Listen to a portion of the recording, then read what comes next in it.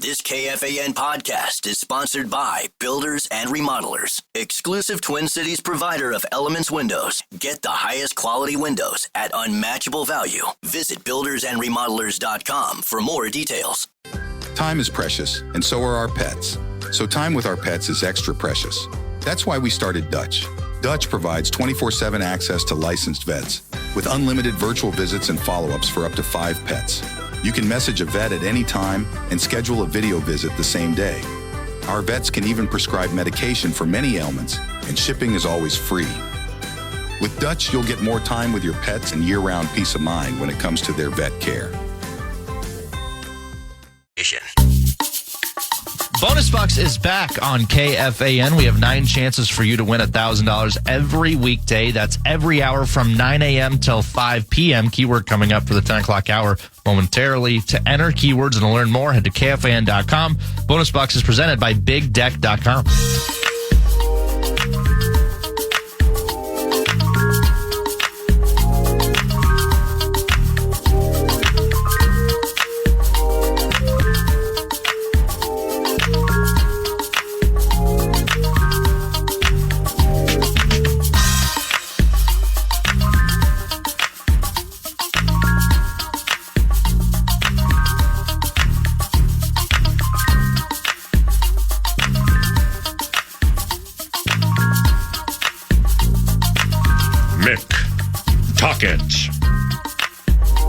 Now batting, number 75, Mick Tocchet. What do you like in the Wolves series and why? I like the Wolves because of their Shocker. youth. I would tell you if I didn't. I haven't even seen the series price yet. I had the Nuggets, and I really did. I just you like the Nuggets in that Game 7? Granted, they were at home. I liked the Clippers, and I'm off kilter, so I'm not seeing things clearly. I think the Clippers are fraudulent, to be quite honest with you, but. Nonetheless, I like the Wolves because of their depth. And, and when you look at Golden State, Butler aging, still good. Steph is Steph, right? I mean, I heard you earlier. I mean, he's phenomenal. I don't trust some of the younger guys for Golden State, and I like the size of Minnesota. So, I think they will beat them. Yes. Any idea what the series line is? I don't. Yeah, I don't know. I haven't looked. Oh, tonight, I think, or tomorrow night is the opening game, correct? Yeah, Wolves by 5. Wolves by 7. Opened 7 at 5. It's now 7. Oh, my gosh. Yeah, I got to find, get a series. That may be coming off. You know, they played yesterday and, fly here today. Get prepared. That line doesn't shock me. They're, and I know you follow it all, but Indiana rolling into Cleveland as an 8.5 point. Now Cleveland was down Darius Garland, and he's a fine player. Yes, he's fine. But when you're a 1 seed and you can't lose that first game in front of your home covenant. Cannot. No, I thought Cleveland pretty good defensively. Usually they were terrible yesterday defensively, in my opinion. Indiana had no problem getting to the rim, and I think that was a big difference. They hit their shots and beat them by 8 points. How amazing would it be from a? I'm a big Donovan Mitchell guy too. Well, you always have been. I mean, he's you're the one. You're the it's debatable, but you're the one that potentially gave him his nickname of Spidey. I always love that. Spider-Man is his nickname. Right. How unbelievable would it be? Yes. Even for those in the state of hockey who are like, I don't like basketball. They don't play defense until the final 2 minutes of the game. No. How unbelievable would it be if a few weeks from now we're talking about a Knickerbocker team that beat, say, the Indiana Pacers in the Eastern Conference Finals, and the Timberwolves get by Steph, and then they get by SGA. Can you believe that? And it's Cat versus Ant in the NBA Finals? Yeah. Wow. That'd be unbelievable. Our fans love Cat, right? They loved him. Mm-hmm. Would they still love him? Oh, wow. Yeah, the Wolves are minus 175. On the series. In the series. Baby Steph comes back like plus 150, something like that. Yeah, that's you want to keep that away from Steph, and you don't want to show him that number. What about this? OKC, 9-1 favorite. Minus 900 against Joker, best player in world. Are you sold on Oklahoma? Yes. If the Timberwolves can get by Steph, they've had some amazing games against OKC. They really have. I mean, shoot, I was at the Indianapolis Scouting Combine, and so now we're on Eastern time. They're playing OKC. It's a later time because I think it was nationally televised. On Ant. So yeah. But it's. I fell asleep, and the Wolves were down like 25, and they came back and won the game. Yes. Woke up, I'm like, damn, are you kidding me with that? The Celtics minus 850 against Cat and the Knicks. Yeah. And now with Cleveland spotting Indiana one game, the Cavs are still minus 225. And the Pacers, well, if you like the Pacers to win the series, you can get plus 190. And you get a game. You're up 1-0. Yeah, right. And, that's crazy. That's what you'd call a value bet, right? Yeah, maybe. Hey, okay. Winnipeg and the Blues. Oh. What'd you think of that thing last night? Well, if anybody watching those last two games of Winnipeg, St. Louis, Dallas, Colorado, what you saw is what playoff hockey is. No room, fight for every inch of ice that you can get. It was incredible. Right. The tenacity at which all four teams played and how hard it is to win. And boy, it really puts things in perspective when you get to games like that and the personnel that you need in those type of games. It was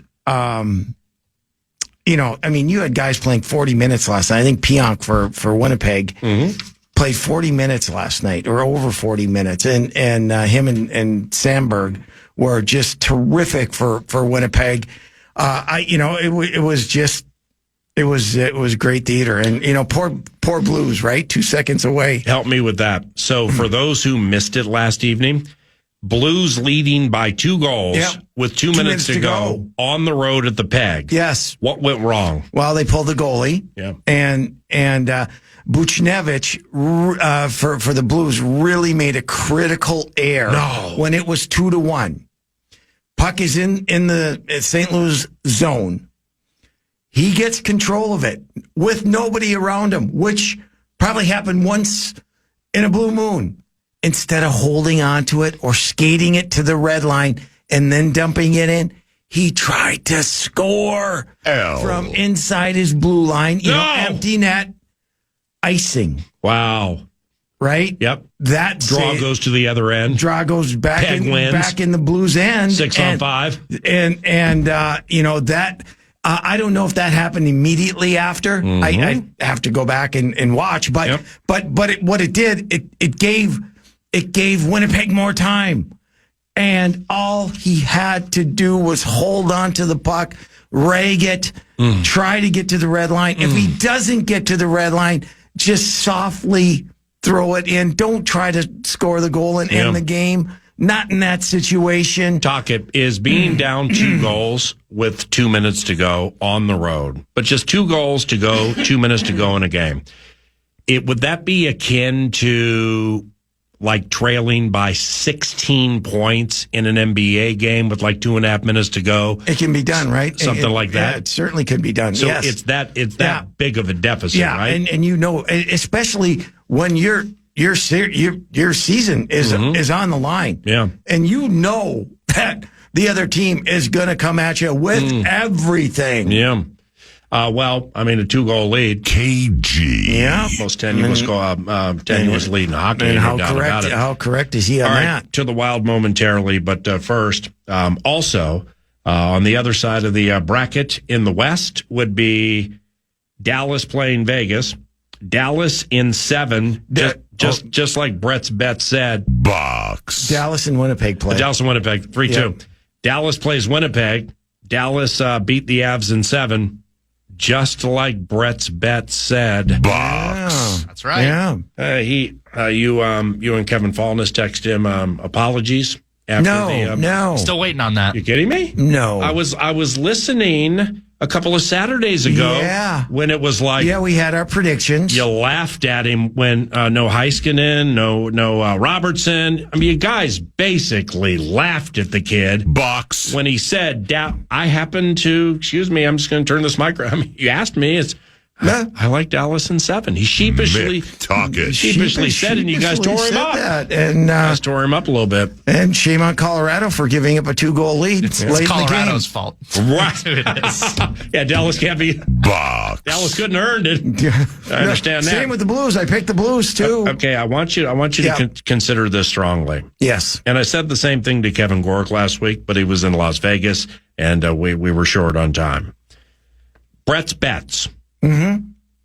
5-1 touting during the 9 to noon left covenant. What if he is the spot up savant for whom we've been waiting all of our lives? Box. What if he? Okay, break your pride right now. Okay, I know you believe in the Bible where it says pride goes before the fall and is the root of all evil. No pride to break. Crack your pride right now. No pride to break. He's 5-1 touting 9 to noon. What if he is the spot up savant for whom people like you and I have been waiting? It cracked. God cracked the pride. We've been waiting all of our lives. He might be. One never knows. Well, you know what one does know? 6 touts, 5 wins. Okay, and for somebody who's worked in that field for close to 3 decades, I got a lot of respect. For that. Why can't you respect that kid? I respect the win. He might be the spot up savant for whom we've been waiting all of our lives. If I were you, I'd give him $500 and just say, I'm going to give you $500. And anytime you like any game in any sport, will you please text me and tell me what it is? God. Well, just think about it. Talk it. Okay. I want to ask you this. Yes. Mick, talk it. Brock Faber. Mm-hmm. All right, Faber. Love him. I mean, holy cow. You talk about somebody, but he's unbelievable, and he gives 10 of 10 every second of every game. Yes. I shared, not with you last week, but 9 to noon, but you watch and or listen to everything. After that overtime loss Thursday night at Vegas. Perplexed. That interview with KG. Yeah. I've never seen, and I'm not a never or ever kind of guy. I can't ever remember seeing a player as shell-shocked and even more off kilter than me with this Wolves schedule. Did not know what to say. Right. Almost couldn't put sentences. Right. He was so stunned and shocked and saddened. As we all were. All right. And right. Yeah. I love him. Okay. And I know you do too. But let me ask you this. Man, he plays a lot of minutes. He does. Holy cow. You talk about grinding somebody down to the nub. I'm just wondering what his body's going to feel like at ages 26 and 27. And think about it. He could have played more because he did play. He ran the power play for a good portion of the year. Now, other guys may have been out. Maybe he wouldn't have been on. But they couldn't put him on the power play. You know, like I really thought instead of Spurgeon out there on the power play that they had in overtime at home, that maybe Faber would go out there. But then I'm thinking, well, geez, he's already played 20 some odd minutes. Right. If this thing goes longer. But see, I'm a bit of an outsider here, and you're on the mural. I'm not. I think they're playing him too much. Okay, now not for the context of what we just saw. I understood. You got Brodeen down for a minute. Understood. Spurgeon, okay. But moving forward, I don't know how old he is, 22, 23, whatever. Yep. I started, I was chatting with a friend of mine, Randy Keppel, who coaches the Holy Family girls team last night about it, and he's the one that brought it up, and I'm like, damn, that's an elite point right there. If you cast your gaze the way of ages 26, 27, something like that, man, they're grinding my man to a nub. Which brings me to my point of, we're all talking about the forwards that they may go after, who they may sign. Yeah, like Sam Bennett. Who they may get rid of. That's going to get Sam Bennett. How much money is this, that, and the other thing? My major concern is their decor. Because you have, bro, you have Faber making 8, you have... Fabes. You have Spurgeon making around 7. Yep. You have 7.5. 7.5. Yep. Brodeen. Broads. Okay. And all those contracts, take the Faber one out because he's still young. Yep. But the other two were good contracts when they signed them. Mm-hmm. Are they good contracts going forward? And what do you do? What do you do if going into next season, you may say, yeah, we're good here. Look at our decor. It looks really good until somebody gets hurt. If Spurgeon gets hurt, if Brodeen gets hurt, they have a lot of money invested in their decor. All right. Now, Bulliam is going to, bring that number down because he'll only be making $1 million next year. And Jiricek also on his rookie contract. I think they're hoping that, because he was a number 1 pick for Columbus, that they're really, I think, expecting him to make some big strides over the summer and make the team next year. Talk it. So, yes. All right. Well, you need a partner here, but is trading Spurgeon and the $7.5 million contract, is that a wise move? I don't think they'll ever trade Spurgeon because I think he's earned the right to end his career here. And whether you like that or not, whether you want to hear that or not, unless he himself said, you know what, I want to go back home to Edmonton, maybe Edmonton will take me, because that's where he's from. Put him on a line with Evan Bouchard. And then you look at Brodeen, and when Brodeen plays, he's freaking awesome. Yeah. Right? But I would look at this offseason as one of having to be super creative, right? Yep. You've got Zuccarello on, he's going to be 37 years old. Is he still good enough to be in your top 6? And do you want him at 37 years old? Is he a guy that maybe you say, you know what? Can we move you? Can we buy you out? If that's the route that they want to go. Okay. I mean, because you only have X amount of money that can go around, and you want as much flexibility as you can if you are going to go after 1, 2, 3 guys, whatever the case may be. Now, so it's not a matter of, yes, they should do this. I got you. It's what do they feel going forward is the best. And that's why I think they have to be really super creative this summer. Lastly, and when we see you next week, there's more to get to. Postmortems take quite some time. Yeah, they do. Kaprizov is worth every penny. He's worth every penny guy for sure. Yep. So nobody's disputing that. But here's the inside hockey bit that I want to ask you. Where does his lack of size, the way his frame is built, where does that compromise him in the postseason? Well, that's why when you look at your team, wouldn't and I thought Eriksson Ek was great with him because that opened up. But if you're looking at going forward, and if you want to get to that next level, if you want to get past the first round, then I think Eriksson Ek is a guy that really solidifies your second or third line, and where you don't take minutes away from him because he'll play power play, penalty kill, etc.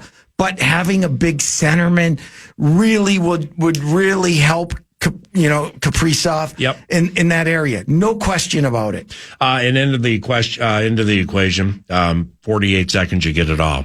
The Rossi, Gaudreau, Rossi fourth line, everything that we fired up last week and people have talked about outside of here, it's an emotional talker because people care. Very much so. So, like, for me, having watched all the games but not being inside hockey guy, like when I step back, I have a tendency to see things a little differently than the inside hockey people. Yep. And it doesn't mean I'm right.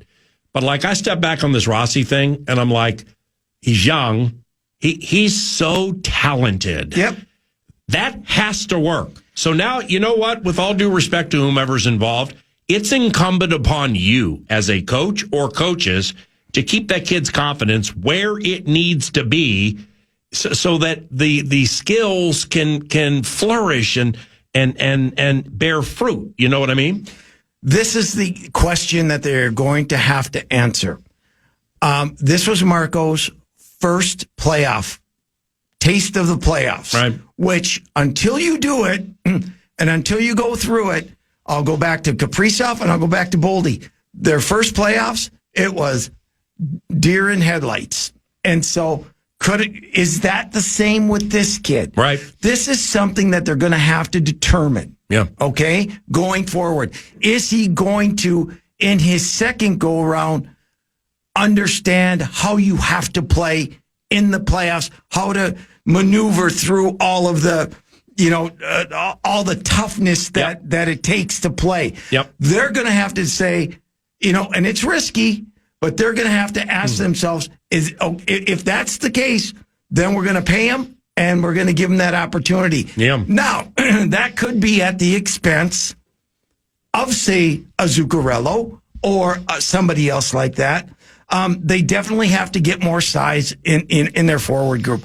For sure. You see that handshake line? 100% they have to. I mean, we watched all the games, but when they get together in the handshake line and they're next to each other, it was monsters versus normal people. Yeah, and every handshake was unbelievable. It goes that goes back to making hard decisions on certain players and deciding, yep, we're going with this group and move forward from there. I'll see you next week. Sounds great. Tomorrow, 11 o'clock, and we're carrying at 9 to noon. Heinze and Guerin have their season closing press conference. We'll carry at 9 to noon. Can I give out one shout out Sure. to my brother Joe? Of course. On that Covenant Collapse career? Yeah. Yes, Joe Micheletti. And, the class he had Amen. that he showed in giving Sam Rosen the ability to go out how he wanted to go out, and which I thought was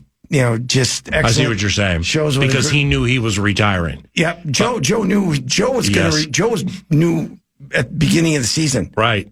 Sam Rose. Only a couple. They're both people hockey know. Immortality. Well, but Joe gave the and I just awesome. thought great brother, great broadcaster. Yep. And he's a thy, not I person. Oh, yeah. The Joe Micheletti I've always known through you is that, and it came shining through with Sam Rosen's retirement, and now your brother Joe steps away from the mic. Covenant Collapse once again, man. There's a quality. He's a bastion of excellence. Yep. Likewise for Chris Finch, coach of the Minnesota Timberwolves. Finchy joins us now.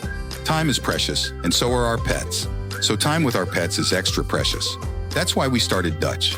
Dutch provides 24/7 access to licensed vets with unlimited virtual visits and follow-ups for up to 5 pets. You can message a vet at any time and schedule a video visit the same day.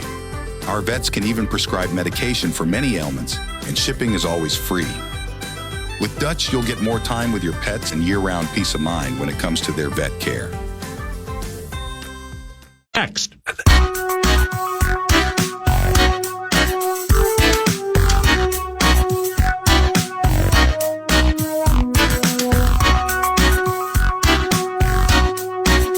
10:33 in the neighborhood being FM 100.3, KFAN, your home for Minnesota Timberwolves basketball, including tomorrow night against the Golden State Warriors, round 2 of the postseason. Here's Chris Finch.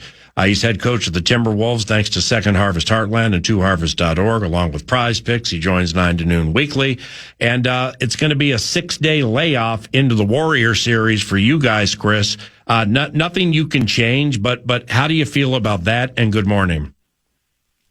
And good morning, PA. We feel great, man. We feel great. Been able to get a little bit of rest, get some work done, feel better now to know who we're actually preparing for.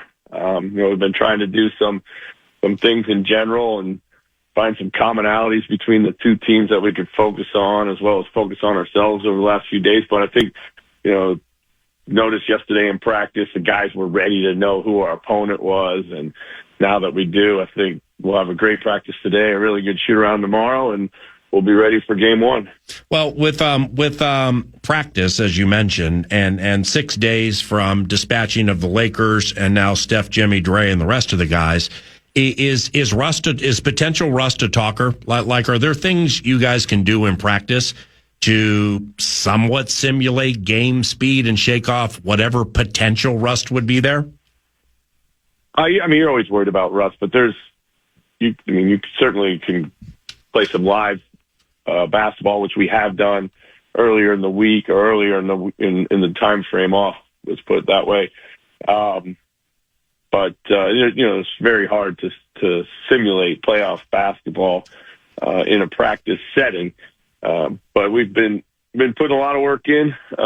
Individually, guys have been really working on their games. We've been doing a lot of stuff, individual tendency stuff. So, but of course, you're always a little bit worried about it. But the other side of the equation is the fatigue that Golden State might enter the game with. So it's a trade-off. But it is what it is, and just all these different scenarios when you play in enough playoff situations, just you get more used to them, and that's the value of cumulative playoff experience. Hey, Chris, from J.J. Redick, a first-time starter in playoff coaching, to Steve Kerr and his staff, how well do you know Steve, and what do you respect about the job he's done with those guys specifically this year? Yeah, I think it's probably been one of his more creative coaching, I would say, seasons that he's had. I mean, he's tried everything. At times they've used 12-man rotations, 11-man rotations. They've changed starting lineups a bunch. They've done a lot of different things offensively and defensively to try to, maximize their roster. Obviously, then they make the trade for Butler. He kind of fits seamlessly into what they're doing. He really helps their best players get better. And then they've formed a little bit more of the identity that we've always seen with them. But up until that point, I think what I admire about the work that Steve's done this year is he's just not afraid to try whatever he felt necessary to get his, navigate his way through the season. And it didn't always work, but he had to try it, and he had to flip it around and try something different, new. So that's what this is all about sometimes, just figuring out ways to reinvent yourself on the fly. I'm glad you said that first part the way you did, Chris, because you guys haven't seen them in almost 4 months, and none since Jimmy Butler joined. Now, you said here a few weeks ago that, right after they made that trade, that you were skeptical after they traded for Jimmy, but after watching them play, you went from skeptical to loving what they're doing. What's good with Curry and Butler together? Well, yeah, I was a little skeptical. I was a little concerned about the fit. Jimmy's a much more deliberate player, and there's no knock on that. It's just his style is a little bit more kind of, I would say, deliberate ISO playmaking, and they've always been in constant movement, but they really use him kind of as an anchor, a little bit like they do Draymond Green. They play through him. He creates a lot of offense, of course, and he has the ability to make big shots and get to the free throw line at a high level, which is something that they were not able to consistently do before that. So he's kind of really rounded out a lot of the edges that they had. Defensively, of course, gives them an elite defender, a great rebounder, and another high IQ basketball player. And they're full of high IQ guys. They've always been one of the more intelligent teams in the league. They're able to kind of adjust and read on the fly at a very high level. So, thinking back on it, maybe I shouldn't have been as skeptical as I was. But to see it in action, now you can understand why it does work. What your guys, like since you beat the Lakers, do they get a chance to get away from it for a couple of days, or is it like, right into let's put together some mental work on Golden State and Houston, or did they get away for a while? No, I got away. We after game 5, we flew home, so that was all intents and purposes kind of an off day from the gym, and then we took the next day off as well. Good. And because at that point we didn't know if we'd play Monday or Tuesday. Shortly after we figured that out, it was going to be Tuesday. Then we had a couple of really good live days in the gym, and then today's, our first day of knowing our opponent. So I kind of like the way it's mapped out. Obviously, you'd love to know who you're playing in advance for as many days as possible, like you do when you clinch the playoffs and have to avoid the play-in. You get an entire week, but that's not usually how it happens. Now, Chris Finch, coach of the Minnesota Timberwolves, weekly 9 to noon. Thank you, Second Harvest Heartland and Prize Picks. It could change, talking about who's playing, how much, and when and stuff like that for sure. But, you guys have 8 guys who would start for most NBA teams, which was a big advantage in the Lakers series in totality. Golden State doesn't use its bench much, at least in that Houston series it didn't. So how much bench play factors into this series? Well, what I would say about the way they use their bench, PA, is that they'll go to any lineup that they need to. I mean, they might. I think in the Houston series, they had 3 or 4 different starting lineups. Now, they might not go deep into a rotation once they decide who's going to play that night, but they do have the ability to change the complexion of the game given who they might play. Do they want more defense? Do they want more shooting? What is it? Do they need more size? Those are the things that they can do. So they do have flexibility in their roster.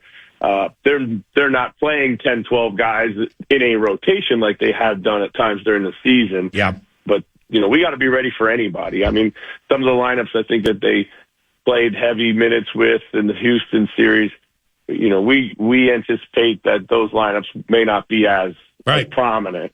Right. Like Kevon Looney. I mean, they've been bored with him basically the entire season for whatever the reason, but in a series like this, and added 5 or 6 minutes for some rebounding, something like that could change, right? Yeah, and he's a guy that's traditionally played against us, and honestly has played well against us. Right.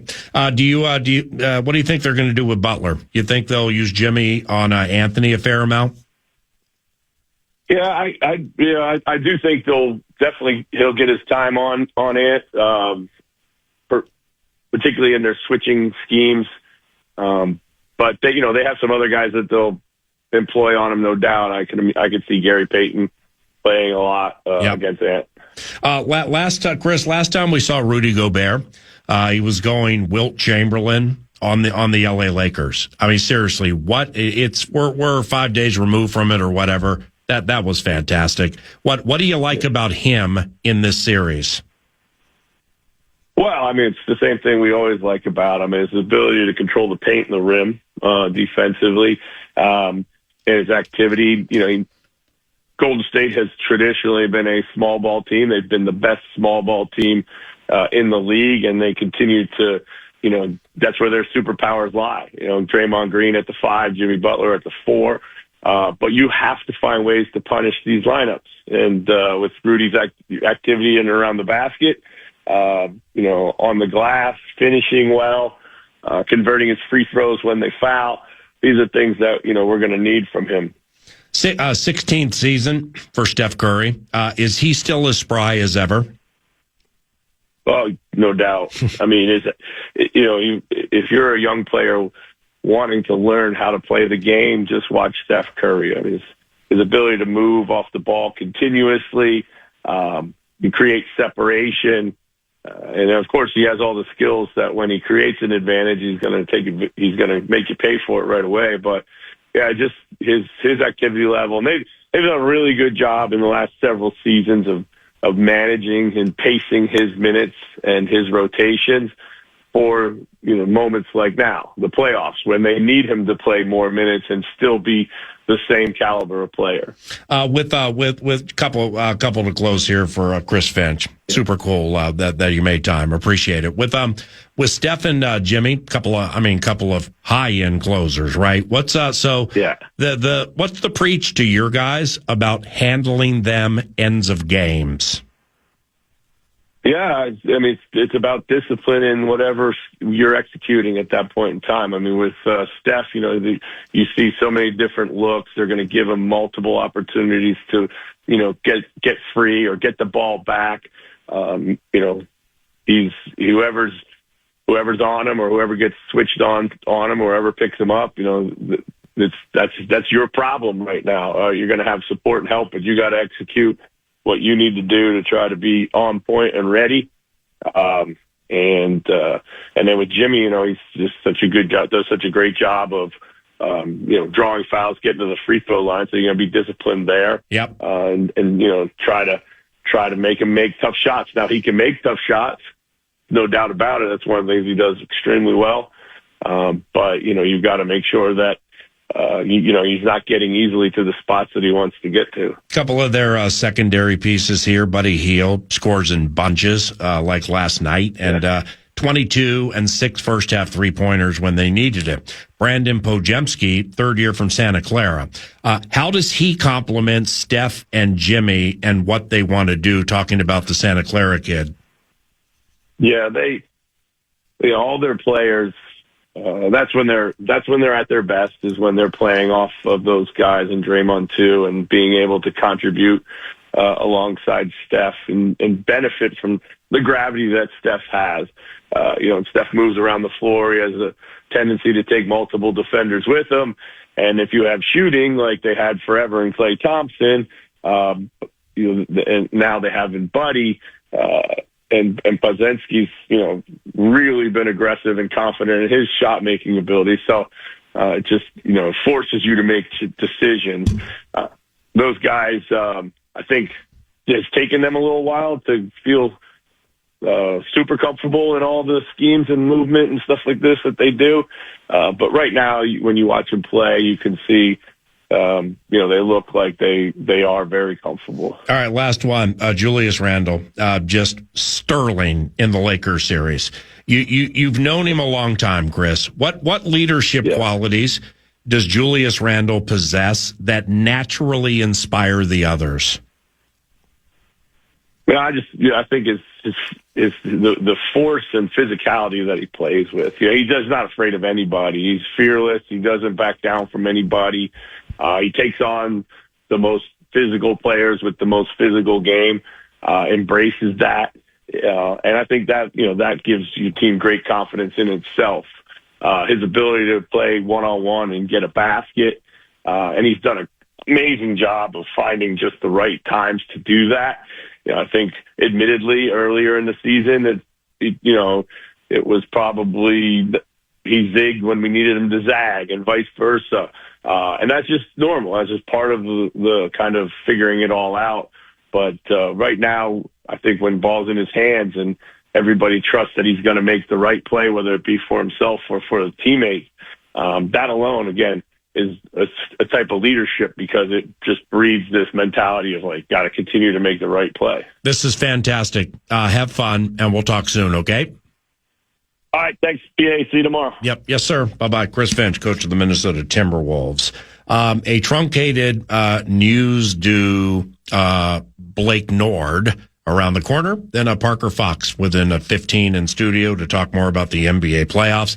But first, let's give away some money. The cash thing, the fan and bigdeck.com want to give you a shot to win bonus bucks with our national cash contest. Head to KFAN.com and the keyword cash. The keyword is cash, KFAN.com. Time is precious, and so are our pets. So time with our pets is extra precious. That's why we started Dutch. Dutch provides 24/7 access to licensed vets with unlimited virtual visits and follow-ups for up to 5 pets. You can message a vet at any time and schedule a video visit the same day. Our vets can even prescribe medication for many ailments, and shipping is always free. With Dutch, you'll get more time with your pets and year-round peace of mind when it comes to their vet care.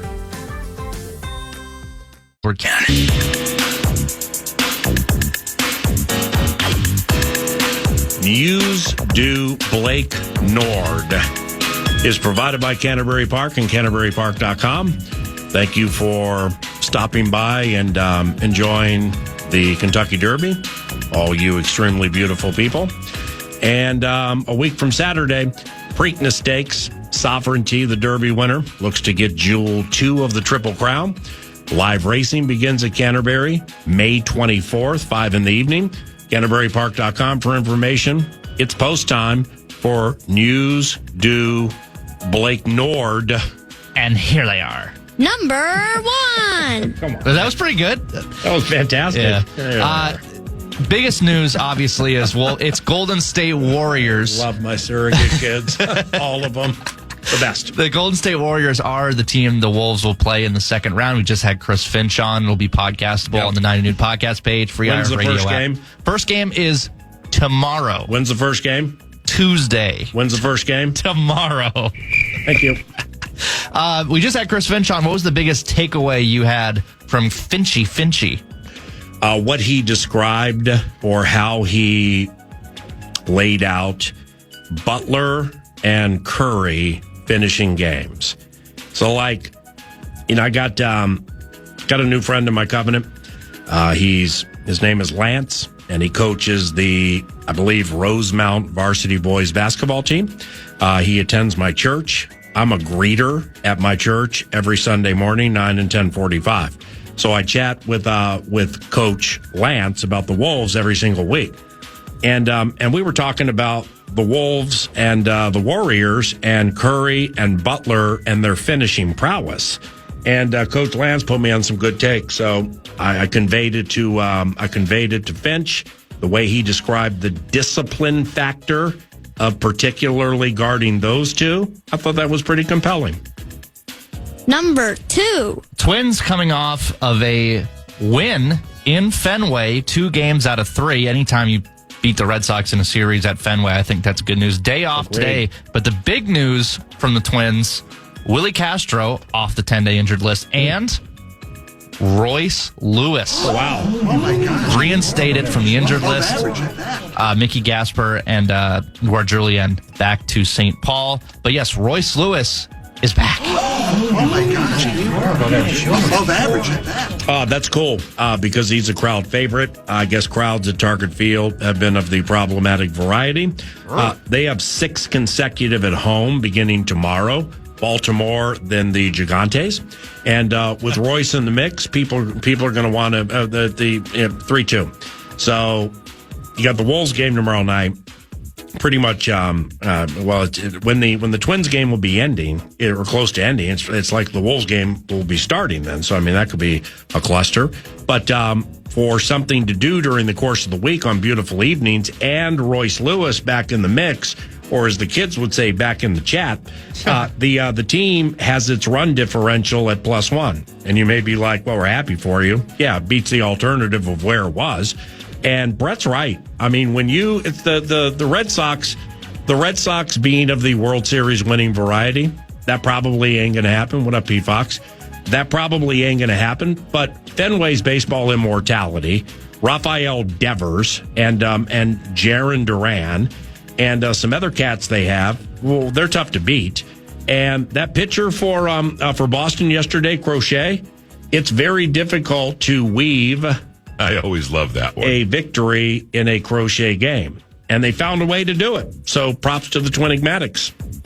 Number 3. We'll wrap with this with some Vikings news because it is basically the void of all voids when it comes to NFL news. So, Sam Howell, what was your favorite Kirk Cousins moment? Because number 8 is now Sam Howell. Well, there are many. There are several when it comes to beloved Cuzbuzz. But Sam Howell took 8. Okay, that's cool. What about Jair Alexander? You're all wound up over Jair Alexander, and what did you share with me in the vestibule about 25 minutes ago? Because I forgot. Number 4. Well, I'll share this. It comes via, let's see here. It comes from Albert Breer of SI, where they're still working through it. And Jair would prefer to be released, but the most likely scenario, according to this, is that he's back with the Packers on a reduced contract that has many, many incentives. And it seems to be pointing in that direction that Jair is coming back to Green Bay and survives yet another controversy. Okay. And comes back. Well, why would he want to be released? So here's what it says. Alexander, meanwhile, would rather be cut so he can pick his destination, and he might not be willing to help with contract adjustment to facilitate a trade. I would think at this point, the most likely scenario is that he's back with Green Bay on a reduced contract that has incentives. We'll see. And then Matt LaFleur also talked about how he's talking with Jair and they're working out things as well. So, which is all the things you would expect him to say. But all the signs seem to be pointing to trade's not going to happen. We don't really want to release him either. Let's try to figure out, because I think he's good enough to put up with the BS. What about the coin toss? I'm playing with you. Yeah, I know. It is what it is. As a Packers fan, I mean, you're looking at somebody who's worked next to the Minnesota Vikings for quite some time. but very early in my career, less than a half decade into it, I mean, I'm like looking at a player on the team who tried to pass a prosthetic penis. I always love that one. Through TSA, known as a Wizinator. So there have been some unique, strange moments that have popped up in the covenant, or as Parker and or Taylor would say in the chat, that have not been on fleek. Well, Jair at Charlotte, I think it was at Charlotte. It was. Why? It was his hometown. Of course he's going to go out for the coin toss. They didn't want him to do the coin toss. He wasn't a captain. They didn't say you can go do it. My man just walks out there and does the coin toss. No! As a dedicated fan, how'd you handle that? I just I mean, it didn't end up biting them. Mm-hmm. If they would have, because he almost didn't say defer. He almost said, we want to kick. And they were like, do you mean defer? And everyone else had to be like, yes, he means defer. So he almost messed up the game shape. I know. He almost got kicked. Did he get suspended? He did. Yeah, he almost got kicked out. All right, man, I appreciate that. Well, Jair's sticky. When Jair cares and he's healthy and happy, Jair is sticky. O'Connell's had a lot of good things to say about Jair Alexander. I appreciate you, man. That's News Due Blake Nord. Courtesy of Canterbury Park and CanterburyPark.com. Well, looky here. Old Parker Fox with that elite basketball mind. He's a homie who howls, and he's going to join us to dissect Warriors and Wolves and some other NBA-related items when 9 to noon continues at FM 100.3 KFAN. Are you still quoting 30-year-old movies? Have you said cool beans in the past 90 days? Do you think Discover isn't widely accepted? If this sounds like you're stuck in the past. Discover is accepted at 99% of places that take credit cards nationwide. And every time you make a purchase with your card, you automatically earn cash back. Welcome to the now. It pays to Discover. Learn more at discover.com/creditcard. Based on the February 2024 Nielsen report. Time is precious, and so are our pets. So time with our pets is extra precious. That's why we started Dutch. Dutch provides 24/7 access to licensed vets with unlimited virtual visits and follow-ups for up to 5 pets. You can message a vet at any time and schedule a video visit the same day. Our vets can even prescribe medication for many ailments, and shipping is always free. With Dutch, you'll get more time with your pets and year-round peace of mind when it comes to their vet care.